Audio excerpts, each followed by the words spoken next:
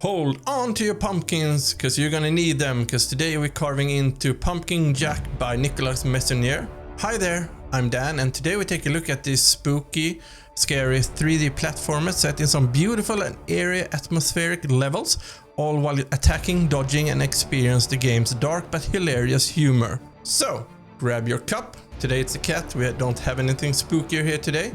Adjust your chair for optimal spookiness, and let's take a stab at this review.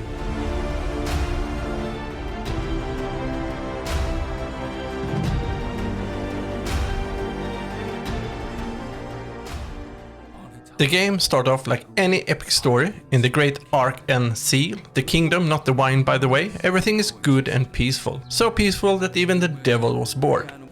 So what does the devil do? He unleashed the curse of eternal night, and judging by the name, it does not only create eternal night. No. It conjured up soulless, heartless monsters across the world that lay waste to every city and home around the world. Not even the outhouses were safe. The devil was very pleased with himself right up until the humans called upon their greatest champion, simply named the Mighty Wizard. So as the sorcerers search for the power to break the curse, the devil brings forth his own champion, Stingy Jack, history's greatest trickster and con artist. With a promise to be forgiven for earlier misdeeds and a one-way ticket to the afterlife, Jack will now search for the wizard and destroy him. And that's where our story begins. Just a quick reminder that this review is spoiler free, so if you are just here looking for some information about the game, you can safely continue to watch. Right from the start, you are thrust into this beautiful and atmospheric world as you make your way through the tutorial part of the game. And as you get to know your new body, Jack is just a pumpkin head with the tiny tentacles upon revival. You are then presented with the game's guide in the form of an owl sent out by the devil to keep an eye on Jack. Jack has in its past fooled the devil not once, not twice, but 3 times, so the owl is probably a good thing to have around. There is no voice acting in the dialogues, but the avatars are a work of art and makes up for that. But what would a game of this magnitude be without a newfound companion to aid you on your journey against the mighty wizard? You secretly might have hoped for some devil dog or other hellish beast, but since it's a game where you play as Stingy Jack, you get a snarky crow. And armed with a shovel, a double jump and a crow to attack at your command, you can now focus on some really fun and challenging gameplay. I did my playthrough on a controller, and it was usually not the game's enemies that killed my Jack. It was my 2 big thumbs that managed to leave me off a cliff or jump poorly, so nothing to nag about that. The levels are usually built upon you bashing a lot of enemies while jumping and double jumping and rolling away from harm, all while moving towards a specific challenge. This puzzle challenge is a great break from the bashing and jumping and offers you a quick break and brain exercise. The puzzles focus on you using Jack's flaming head to, like here, kick a lit bomb in front of you while pulling different levers to get into its goal, the cart of dynamite. So expect things to go kaboom. It's really fun, and you get the amazing sense of reward after completing every puzzle.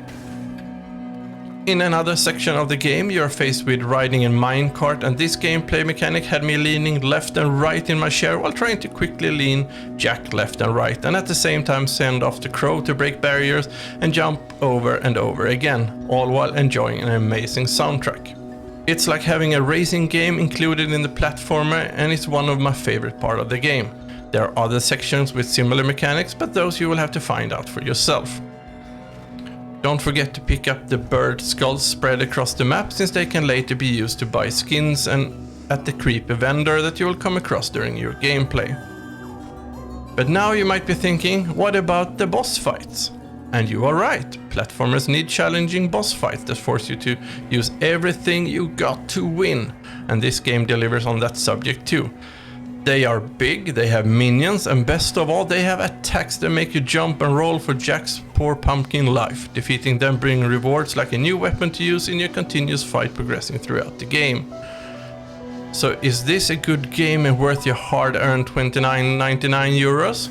I say it really is, as we look at it, what you'll get for this sum of money.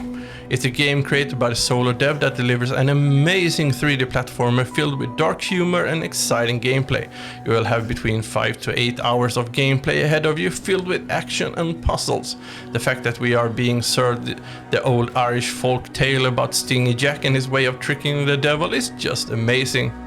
Be sure to check that out if you want to know more about the origin of the jack-o'-lanterns, by the way.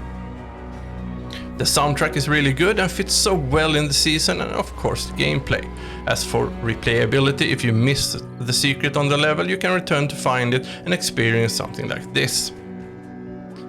So if you are thinking of buying a gift for someone this upcoming Halloween, then get them this game. It's out on Steam, Epic, GOG, Xbox One and Nintendo Switch. PS4 will follow a few weeks later, and all the links are in the description below.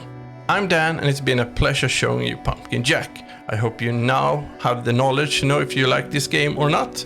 I do game reviews, gameplay videos of some of the best indie game gems out there that you might have missed. If you stay for the end screen, I have another video just waiting for you to check out. And until next time, stay safe and stay awesome.